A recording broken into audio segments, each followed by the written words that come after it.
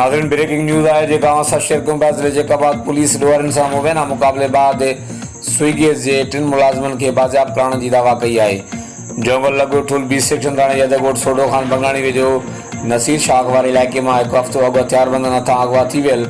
Swiggy जे मुलाज़मन अब्दुल कयूम ज़ाहिद बुड़ो ऐं असगर नूनारी खे ज़िले जेका आबाद पुलिस ठुल 20 सेक्शन थाणे यद करमपुर वेझो ॾोहरनि सां मुबैना मुक़ाबले बाद टिनी मुगिन के बाहिफ़ाज़त बाज़ियाब करण जी दावा कई आहे।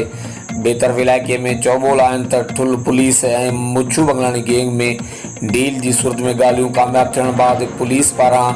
ऑपरेशन दौरान ॾोहरनि जूं गिरफ़्तार कयल औरतुनि जी रिहाई, ॾोहरनि जे मुस्मार कयल घरनि जी जल्द ॿीहर तामीर ऐं लखियनि रुपया भुंग जे एवज़ स्विगी जे अगवा थियल